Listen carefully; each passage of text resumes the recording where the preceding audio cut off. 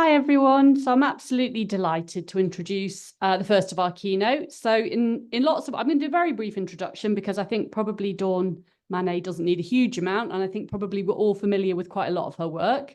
So Dawn Mannay is a professor of, this has got to be the best job title ever, Professor of Creative Research Methodologies at Cardiff University in the School of Social Sciences. Dawn uses participatory, visual and creative methods for her work with communities. She was the PI, Principal Investigator, on a Welsh Government Commission project exploring educational experiences and aspirations of children and young people who are care experienced. She's also worked on several projects related to motherhood, health, the arts, care experiences, poverty and migration.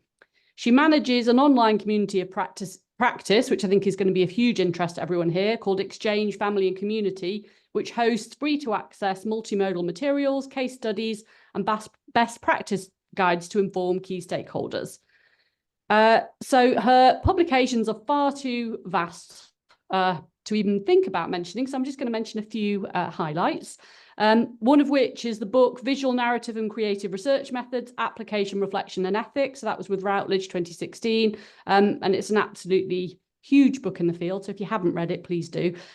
She's also edited lots of other books, but most recently, a couple of highlights are one she co-authored with Helen, Cara, Narelle Lemon and Megan McPherson, which is Creative Research Methods in Education. And of course, the book, which I believe is fresh out last week and on sale out there, which is co-edited with Helen, Cara and Ali Roy, which is the Handbook of Creative Data Analysis. So please go and have a look at that on the stand out there. So just one very brief technical thing before we open the floor to Dawn, which is that we will have time for questions at the end. But if you have a question and we don't quite manage to fit it in, then Dawn will be here at the conference, and I'm sure we'll be very, very happy to answer questions at other times. Okay, so now over to Dawn.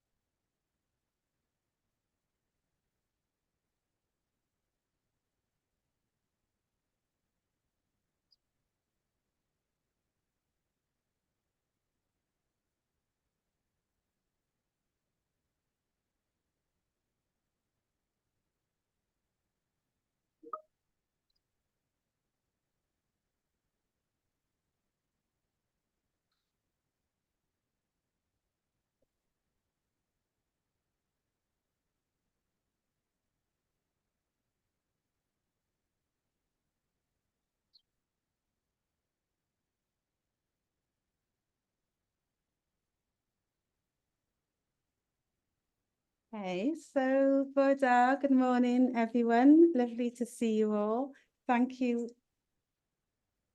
Thank you, Sophie, for that lovely introduction.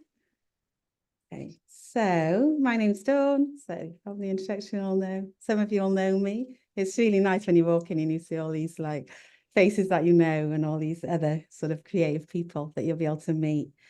So this is my talk, and I'll get a move on with it. So I'm going to do some thank yous, and then I'm going to think about creativity in design and data generation and dissemination, think about ethics, think about analysis, and then importantly, researcher well-being and the creative community, which you're all part of. So I wanted to say Diolch yn fawr first. So I wanted to say a very big thank you to everyone who's here. So nice to see you all, and all the people online. So I can't see you at the moment, but a big hi to everyone that's joining us from different parts of the world and the country. So a massive thank you to Helen. So Helen is the good cop of creative methods. And as she said earlier, organises this, which is just a real sort of almost sort of charitable thing of Helen's time to get everyone together. So it's a lovely, lovely conference. So I loved it last year. That's a collage I made. I was collaging. I was in the zines. I was living life. And then Helen was like, do you want to be keynote? And I was thinking, well, I had such a good time last year just floating about doing my own thing. So I'm like really grateful that you asked. but it's a really, really good conference. So I don't know if I want to kick it off. So even though I was really pleased to do it, I was thinking, you know, like I've got these mixed emotions now. How am I feeling? I'm feeling like really grateful I got asked, and that's really nice. But I'm thinking, oh, like maybe I'm going to be a bit nervous. Like, what are they expecting at the beginning? They're all experts in creative methods, so I can't go in saying, like, let me tell you what creative methods are. It's got to be something different. So this is actually something we just used in a project with children, and we took lots of different creative methods, but that was up on the wall, and it was really useful because they could keep going up and putting stickers on and telling us how they felt. So yes, I had stickers all over, but I just remember that people are endlessly joyful with creative research methods, as Helen says. So hopefully you'll find some joy in this talk.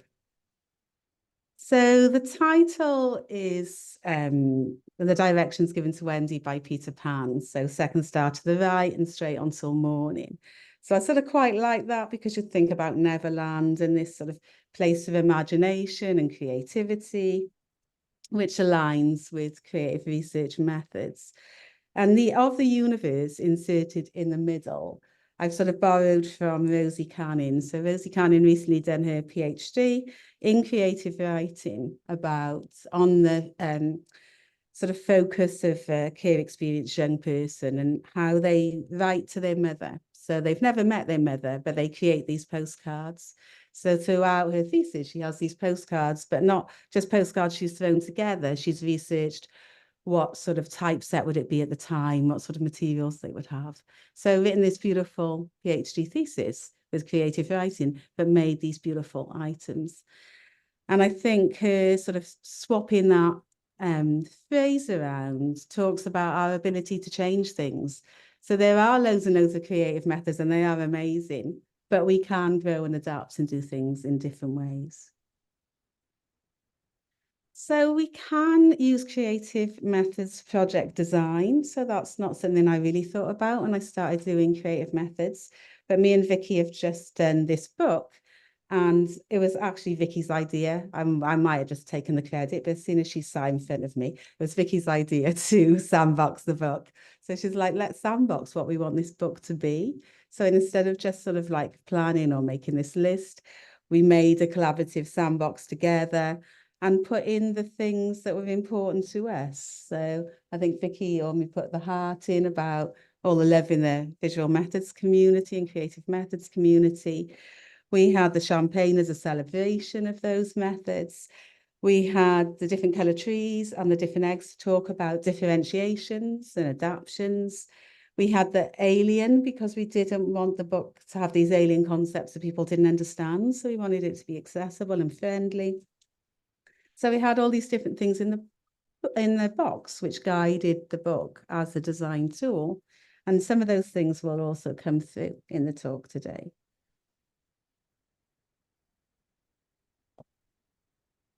The other thing you can do is creative and collaborative design. So this is part of a project that I did with children and young people. And it was all about, we were really lucky because the project was all about how would they like to do research. So you never get to do that project. You get the funding and the research has got to be done in a certain time.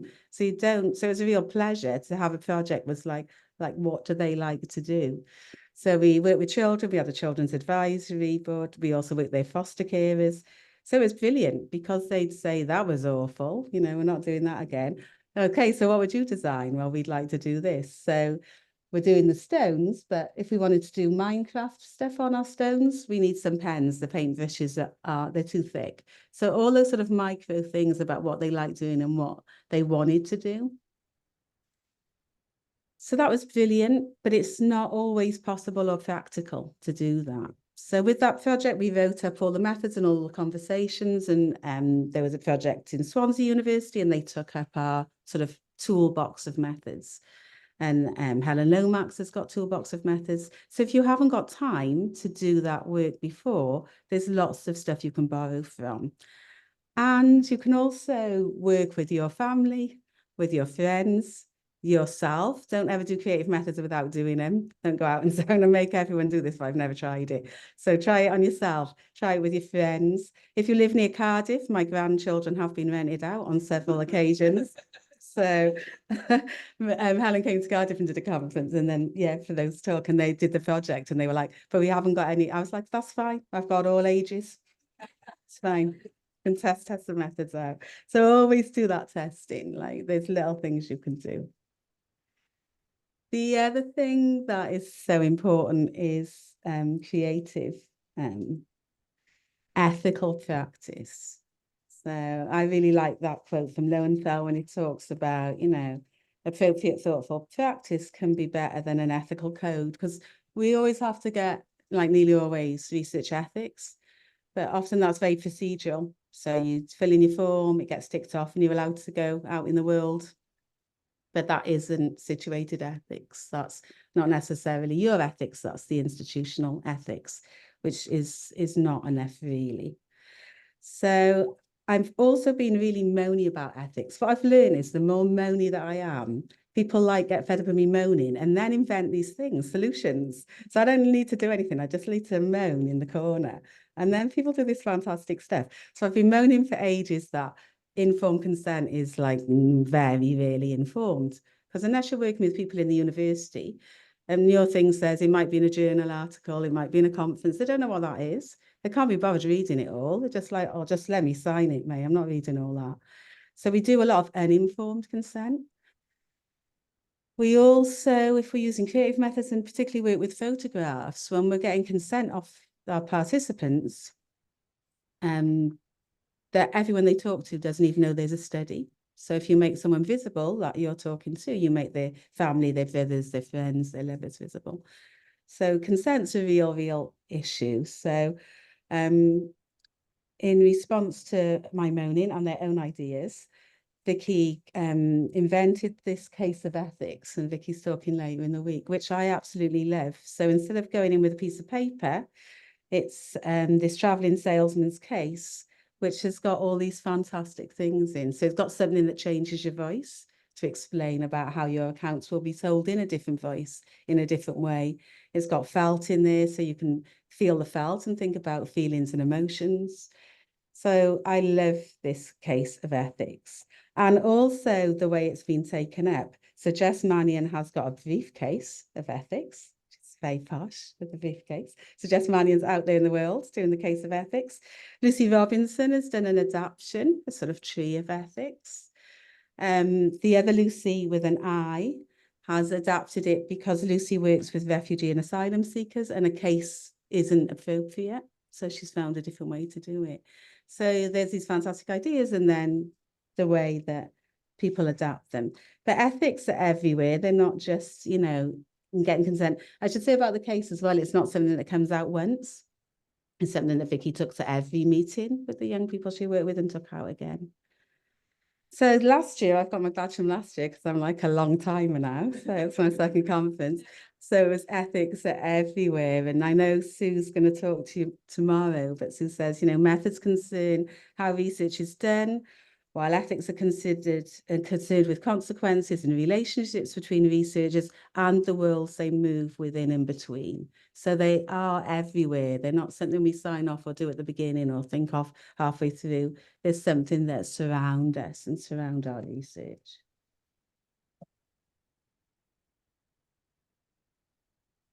And part of that ethics is thinking about, like, where do our tools come from? Because often we go in at the point of, okay, so I want to do something qualitative. I want to do something creative. What am I going to choose? Am I going to do photographs? Am I going to... So there's arguments that, you know, often the sort of historical legacy of creativity outside the standard things that we go to first are just ignored. And last year, Caroline did a keynote and she set up this fantastic anti-colonial research library. So if you're interested in different research and different research outputs, which aren't the standard people you'd normally go to have a look at that. So she's listed things in topics and categories. So I think when I first started using tools, I was just interested in the tool and if it would work. I wasn't really thinking about, you know, that much about how it's been used before. And I think even with the sandboxing, But going back to sandboxing years later and writing the book for Helen's series, we thought more about our influences. So we knew that we were influenced by European psychoanalysis and sort of Freud's work and then Klein's work and then Lowenfeld's work. So we knew that, but we knew it more. I read a lot more. So I knew that like sort of Lowenfeld was friends with Margaret Mead and they were besties. And I've got those more layers. I understand more. And now I understand more. I understand more about what we're doing and how we've adapted it and changed it. What I hadn't considered before was that sort of long history of sound and storytelling, which is important and also has resonances, which has also made me think again about how we use that in our practice and how we do it in ways that resonate, but also in ways that are different. And then thinking about the tools again, we've been able to think a lot about the ethics of that, which we did think of carefully anyway, because there's always a critique if you take anything from psychoanalysis out of the clinical situation. So what we do is never psychoanalysis. We're borrowing the physical tools in our sandboxing work, but we don't want to import the consulting room into the research arena. So it's thinking about what do you do to make that different? How do you make it changed? Okay.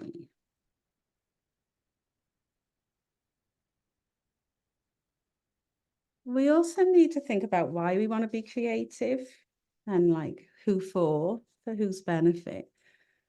And I think I know why I like creative methods because I've been using them a long time. And like one of my favorite things is the fighting familiarity and defamiliarization, which was my favorite thing from the start. I wanted to do it and remains my favorite thing.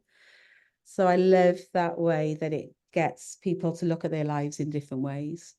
So if you go in, so like Harper says, when you've got all these pre-packaged questions, which you've decided, that's the answers you're going to get. So when you go in with a very fixed interview schedule, they're all the things you've decided are important from your lit review, but not necessarily the things that the other people think are important. So I think with creative methods, you have that opportunity for people to take you in directions you didn't even expect. So you go into those unintended and unexpected places. So it's really good for that. It's really good for defamiliarization for the participants. So not just fighting familiarity for the researcher, but giving participants a long time to think about things. So I've worked with people who created things over a couple of weeks, and then they get to reflect on their own lives, which you can't do. I've been interviewed for people's studies lots of times. And then when they go, I'm like, oh, I could have said this, I could have said that. But when people are asking you questions, you just want to give a response. So I've always wanted in my research to understand the subjective perspectives of others and to quieten my researcher voice. So I'm a like chatter. If I'm doing a qualitative interview and then I'll be like, and I'll be like, oh yeah, and I did that, la la la. So like it steps me back. It shuts me up a little bit. So also Gillian Rose has written a lot on the difference between methods and methodology. So there's got to be some match with your underlying philosophical position. So like, does this match with what you're trying to achieve?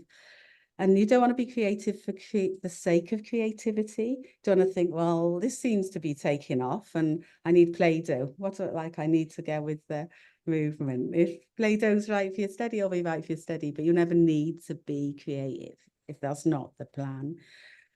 You also need not to make people be creative, which is like I had to learn that lesson because I love it. I'm just like, what do you mean you don't want to draw? Like, seriously, like it's brilliant. So you've got to like step back and think, you know, they just want to have a chat, actually. They don't want to touch any of your creative stuff, Dawn. Put it away.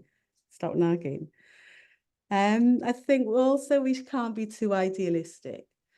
So there's this idea sometimes that creative methods are much more participatory, much more caring. We can be as in and out with our research with creative methods as any other method. So Kaujin here is talking about photo voice, but for all projects. So we can't be too idealistic that we're the goodies and we're doing the research that is caring and careful. So this year's theme, so my second badge, is collect less and analyze more. And it was so super lovely to work with Helen on the new handbook of creative data analysis.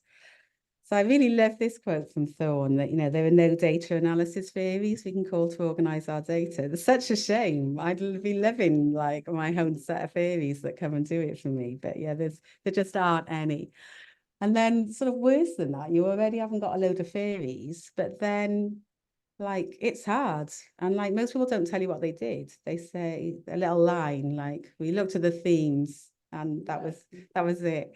It's just like, what else did you do? Like, give me a little bit more. So often, like, the analysis is a couple of lines. No one knows what anyone's up to. So this was amazing. I feel like I did like some like little mini degree in analysis because the chapters are so fantastic. So I haven't got a chapter. I haven't got a fantastic chapter. We just edited. I was just learning all the new things. So Karen and Emma did this lovely stuff on their analog journey method for analysis, which has got sort of evidence wall, like a crime scene, and they get everything out. Jess Mannion, who is like queen of collaboration now, she's got a lovely chapter about how she like really does collaborative work, because collaboration gets thrown about, but Jess isn't messing about. They're like, she's working there with the participants in the beginning. They're in research conferences with her, they're analysing the data, they write their names on the publications. So this is like proper collaborative work and collaborative creative data analysis, which takes a lot longer, but is so worthwhile. And then Naomi Clark did the slow stitch, and the patience of making these stitched hexagons for every participant to reflect on the work that you've done with them and engage and go back and think about what they said. And Kate, who's here today as well, has done some lovely work transferring survey data into a graphic novella. So Kate is one of those creatives who is actually creative and can draw. So it's so not jealous at all. Okay. And then Karen and Nick did this like really amazing chapter about using shamanism and like using that state to be reflexive and go back and think about your data. So like the chapters have got all these different types of things in them. So I learned so much in that process. And the other thing that we also need to think about is what to conceal and what to reveal. And that, Paul Sweetman's ideas around the ethics of recognition are really important. So particularly with photographs, but sometimes with other things that people make them identifiable. So are we thinking about confidentiality and safety? So a lot of the people that I work with would be care experienced, or if it's around domestic abuse, they're not going to really want, their images out there. And even when they do, Geraldine Brady and Geraldine Brown did a lovely project with young mothers, and they all wanted to be in the outputs. They all wanted to be on the materials. They always all wanted to be the face. But in 5 years, if they don't want to be, you can't get it back. So when you make that decision, that's decisions for life. You're not getting it back. You're not taking it back down. So that's why I'm very sort of careful. In the documentary tradition, you've got, examples like Dorothea Lang's Migrant Mother and how Florence Owens-Thompson didn't want her picture, but she still is that representation of poverty. And then in more recent work, so Susan's got a lovely project, A Room of Their Own. And in that, she's had to conceal identities because she's working with mothers and their families in a refuge. But it's a very beautiful, I couldn't show you the pictures because of copyright, but if you go and look at that work, it's very beautiful and very poignant without having to have any people in it. Latoya Ruby Fraser, for her, it was really important to reveal. So she looks at post-industrial life and her Black working class family. So she wanted the photos to bear witness to the history that they found themselves in. So there's always a tension between reveal and conceal, and you'll only have an answer which is right for you in your project. So there's a thing that we can do, because it's sad to lose the creativity when we are concealing identity, is think about, how can we keep traces of the participant, make it engaging, and keep some of their authentic voice. So I've done a lot of work with creative outputs. And of course, it's not just me. Michael Richardson has done a lot of work with plays. as is Eva Elliott. E.J. Reynolds done a lot of art installation and films. Catherine Carroll's done a lot with poetry. Kate Crathers-Thomas has done a lot of work. So there's a lot of this going on. And I started doing a lot of creative outputs because I knew that nothing's changing.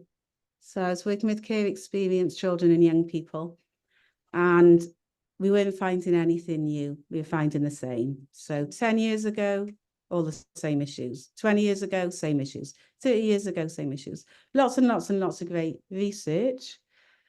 Our research changed Welsh government policies, changes, but not the changes on the ground. So it's not getting to your teachers, it's not getting to your busy social workers. And because it's not getting out to the people who need it, you're not getting any change. So we did loads of things. So we did magazines that went to everyone in foster care in Wales, magazines to sort of what they want take the break magazine sort of style for like foster carers, music videos, rap stuff, ballet stuff, posters, postcards.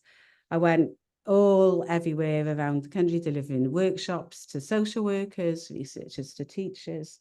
So it's trying to get that message out in the ground. So re-visualizing and re-vocalizing the work, because we couldn't use any of the images of young people, but getting it out in different ways. There's also, though, ethical issues around that. So there were those issues of, you know, how do you re-represent, you know, you want to represent people in the right way. How do you work with artists? What are the issues then? We had it wasn't a smooth process. Okay, so we had some disagreements. Some of the artists wanted to represent the social workers in these set of posters as angry dogs, angry dog faces, because some of the young people didn't like their social workers, but some of the young people did. And we're trying to get everyone on side. I can't. And then the artists were saying, well, you're not true to the accounts because I'm seeing angry dog. And I'm like, no, it's not going to work. So you've got tensions. I'm not trying to pretend that it all falls together. The other thing I want to say, and I'm going to go so quick, and I talk quick anyway, but quicker because I know I'm going to be running out of time. But we always talk about the sharp tools of creative methods. So Pam Bernard talks about creative methods being sharp tools. And when we think about that, we often think about the participants, but they are sharp tools often for the researcher. Because when you're giving people a lot of freedom to talk about whatever they want, they're taking you in places you didn't think that you would go, which are unintended, unexpected. And, you know, there's a lot of pain in people's stories. And even if you're just reading about that, even if you're not with the people, you start to carry that around. And when you're continually working with traumatic accounts, there can be vicarious trauma that you carry around with you. And if you're a psychotherapist or if you're a social worker, you're probably going to get clinical supervision to talk that through. If you're a researcher, you're not. We don't get a clinical person to go and talk stuff through. And lots of researchers and doctoral students often feel let down that there isn't anyone. So it's really important to think about that. It's as a researcher in general, but the ways in which creative methods are sharp tools for both the participants and for you. So I am nearly finished. It is really important to look after each other, and we have a lovely, lovely research methods community.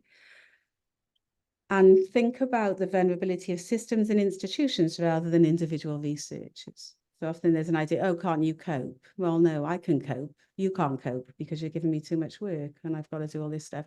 So like, where does the vulnerability lie? Not taking onus for yourself. So people have helped themselves through creativity and reflexive writing. Zoe John's done some beautiful work to work through the impacts of her study. Agatha talks a lot about the importance of colleagues. There are also communities of practice. And then we have this big community. So there are lots of acts of kindness and acts of gratitude, and people do look after each other in this community. I have a lot of help. I can't find my way anywhere.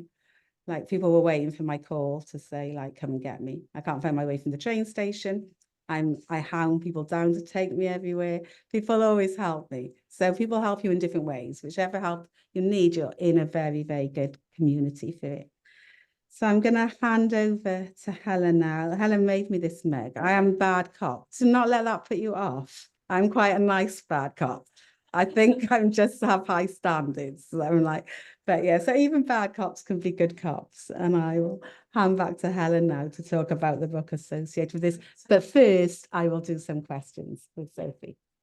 Thank you. Yeah.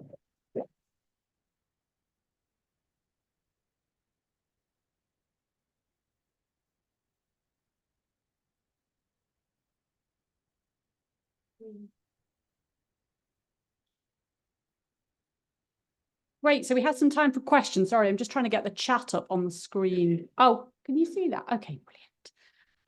Oh, okay. So we might start with a question from, whilst everyone in the room is having a think about potential questions, I might just start with one from the chat here. So we've got one from Beth who asks, what constitutes creative? Is the approach to the method like making the familiar unfamiliar? Oh. Hello, thank you for your question. I think creative is quite a wide term. So you don't have to use arts-based methods to be creative. So it's the way in which you work to try things in different ways and be experimental and think and reflect and develop.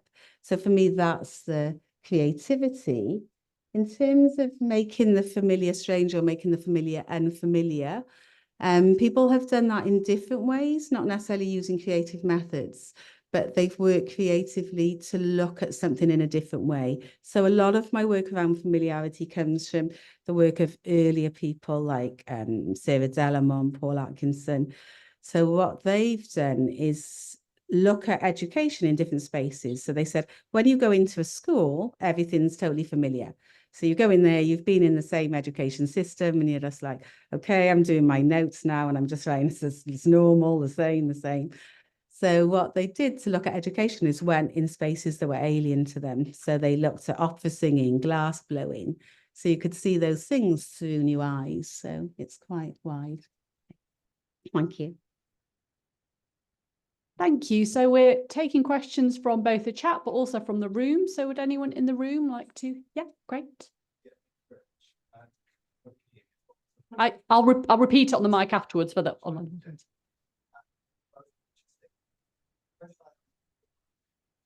We know as surgeons practitioners that we can offer something different and really interactive in working with participants. But how do we convince policymakers to actually take those methods on board? Because I feel like a lot of the time we come up with a barrier saying, oh, this is a nice way of doing things, that's fine, but now we're going to go straight back to the survey that we've done at a policy level. So how do we persuade or actually bring these people into the room to say that this is a valid form of practice and evidence in policymaking? Okay, thank you. So I think in some ways, because I live in Wales, if you didn't guess by my accent, and the Welsh government are quite open to, they've got a real push about we must involve the communities that we want to learn from. Children and young people or should have a voice. So they're very open to creative methods.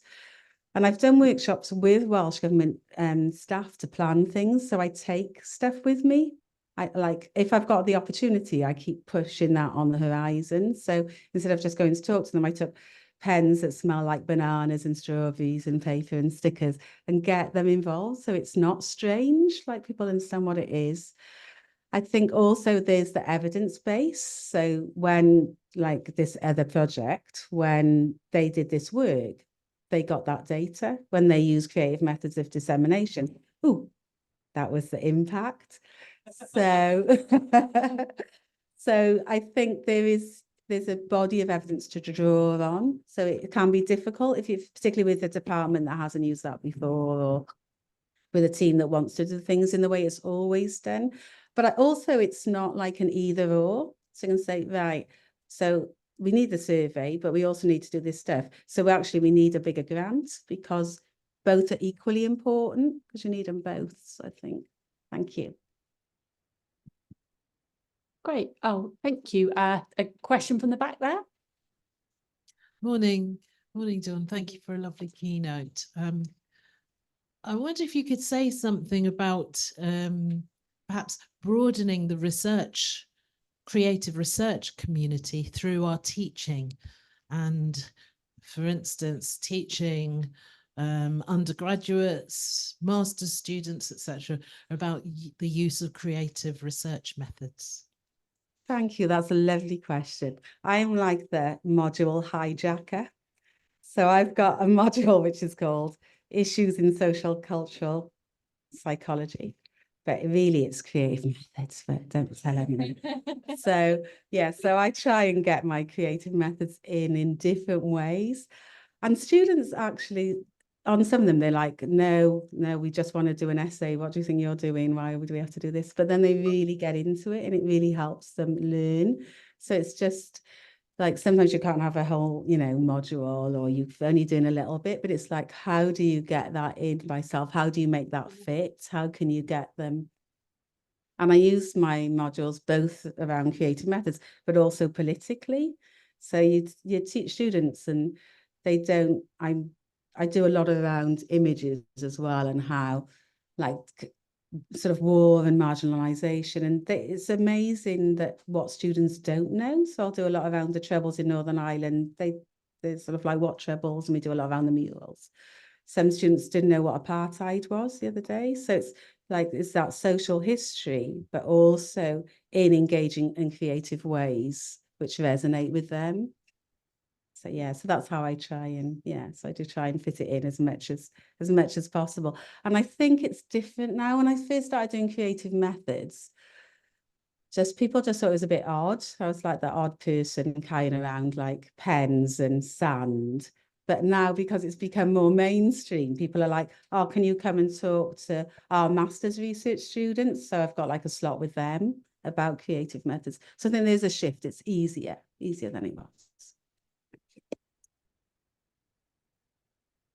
Okay, any more? A question at the back there? Thanks very much for your presentation. That was great. It kind of ties in with the point the individual said a couple of questions ago. Are you finding that now, due to the sort of cuts in the arts and humanities, is this affecting creative research methods, and how do we challenge that?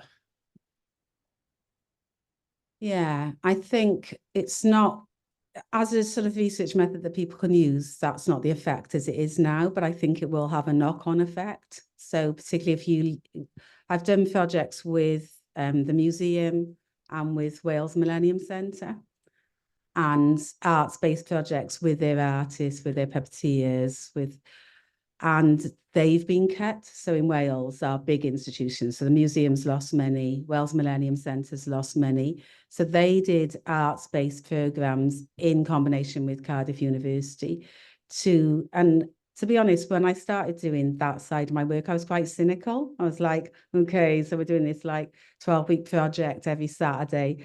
Like, I'm going to miss all my Saturdays, and it probably won't have that much impact. But the impact on the young people was tremendous from engaging with the arts. So I think it's a real issue that those are being cut. So we might not have an impact on sort of the methods of existing, but we will have an impact on the collaborations that we could have. And the communities that we work with, particularly that I work with, will suffer from a lack of funding. So yeah, sorry to like be depressing and not give like a we can change it answer. But no, I think it is an issue. So we had exactly the same question at exactly the same time from someone called Mel in the chat. So that's amazing. Thank you. And we've got another online question, and then I'll take yours if that's okay. So from the online, oh, crikey, we've got quite a few coming, but I'll just do one from online, and then we'll do the one from in the room. Ella asks, do you think there will be more crossover with the digitally creative methods as online research and creative research get more popular, particularly for working with young people? Yeah, I think digital has got a lot more popular. I'm not very technological. Not only can I not find my way, I haven't even sorted cloud out on my laptop. So yeah, so I'm not the most digital. So I can't speak from a position of expertise, but a lot of my colleagues who are more digital are using it in really, really inventive ways. But I think there's lots of great stuff you can do digitally, but I think there's always going to be a place for things that you can hold in your hand. So I don't think that the methods will get diminished. It's not like, okay, so we're all going digital, so, check your sandboxes in the bin and we'll all. I think what you always need is choice for people, which is another lesson I've had to learn. So you don't just go with one thing. You could say, like, we could do this, we could do sandboxing, or we could do this, or you could just do some bit of writing. So, like, choice is good. Okay, so I'm mindful of time, so we're just going to have one more question, and that's the question over there. Thank you. Oh, yeah, thanks very much. I just wanted to ask if you had any advice, maybe when working with participants who might kind of lack confidence in their own abilities when engaging in creative methods. Yeah, so that's and I think that's why you need the choice. So you sort of say, okay, we could do this, we might do something else. I mean, being prepared yourself is a really good lesson. So earlier I was sort of saying you need to try things out. And before I bought fuzzy felts, but I didn't try them out and I just thought they came out of the box as fuzzy felts, but you have to pop them all out, and then went to do a workshop. So no one was engaging then. They were like, we didn't want to do it anyway. And now you're sat there popping them all out for an hour. So, like, make sure you're like super confident in the method, give choice. And mostly adults are more reluctant to do things. So, like earlier when I was saying about the pens that smell nice. So, like, if people don't want to draw or do something in an activity, they do on the blank sheet of paper. So often I'll take stickers, so you can stick some stickers on. I get pens that smell of fruit, so people want to smell them, then they've got them open. So there are sort of strategies you can put in, and making your own. So often I'll sit there and make my own thing. So that's sometimes good, sometimes bad. So there's like pros and cons to like if you make something as well. But yeah, making it more open, making it more friendly, like making it fun, making it not pressured. And I think having options, because if you really, really don't want to draw, as much as I think it's a great method, it's not going to be fun for everyone. So having different things that people can engage with instead. And even sometimes people don't want to do the creative activity, but they just like to play with the stuff while they talk. So even that can be useful in its own way. Thanks. Okay, thank you so much. I know there's more questions, but in the interest of timekeeping, we're going to have to move on. So just would like to say before we move on, thank you so much, Dawn. That was absolutely amazing.